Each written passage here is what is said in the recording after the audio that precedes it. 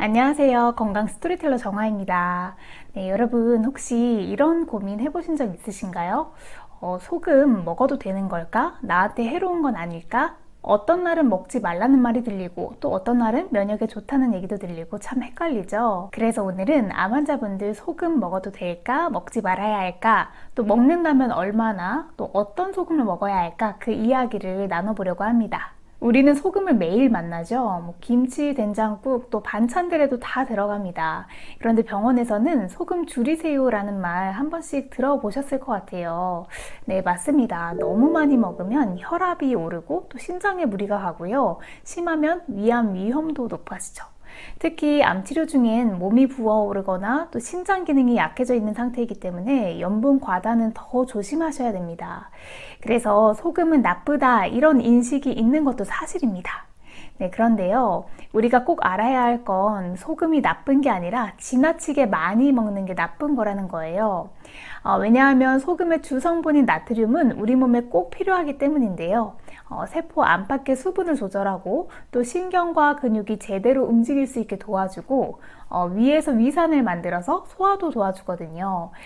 특히 암 치료 중에 구토나 설사로 전해질이 빠져나가면 이 나트륨 부족으로 어지럽고 또 무기력하고 또 기운이 빠지는 이런 일이 생길 수가 있어요. 그러니까 소금은 먹어야 하는 식품이라서 완전히 안 먹는 것도 좋지 않다는 거죠.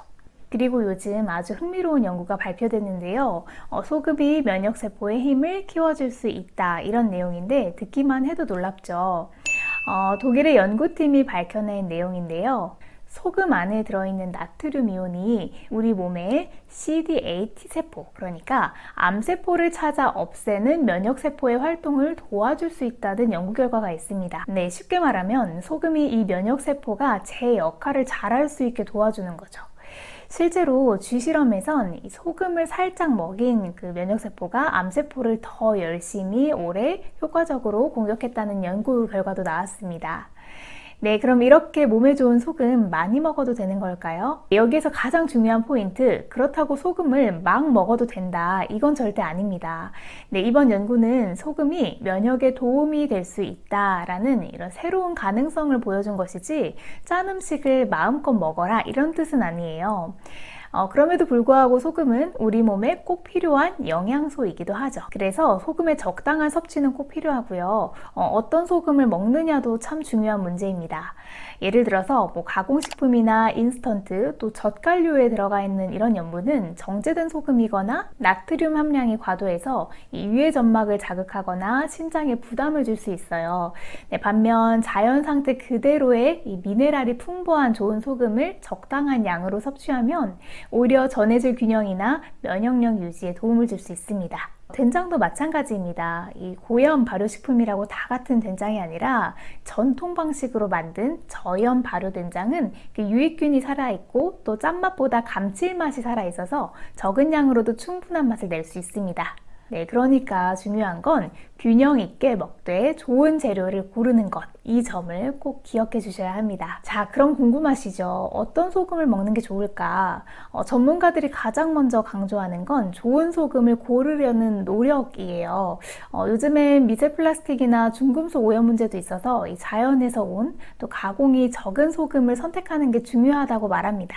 예를 들어 저희 집은 오래전에 이 윤기가 되어서 올라온 이 안덱스 산맥의 소금호수에서 생산된 이 암염을 사용을 하고 있는데요.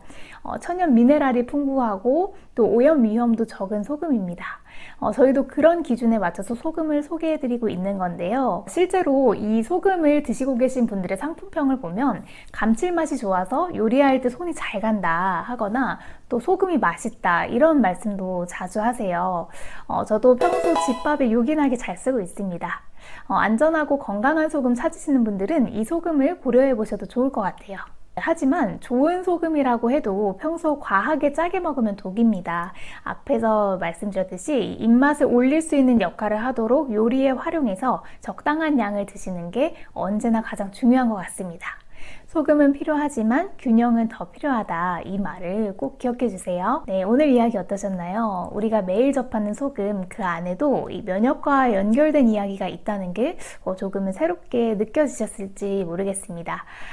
작은 선택 하나가 우리 몸을 더 든든하게 만드는 길이 될 수 있습니다. 어떤 소금을 고르고 또 어떻게 먹을지 이제는 조금 더 생각을 해보게 되시죠? 건강은 늘 밸런스입니다. 네, 무엇이든 지나치지 않고 또 내 몸에 맞게 또 현명하게 사용하는 게 중요합니다. 오늘의 이야기가 암과 싸우고 계신 모든 분들께 작은 위로와 도움이 되었길 바라며 다음 시간엔 더 따뜻하고 또 실용적인 이야기로 찾아올게요.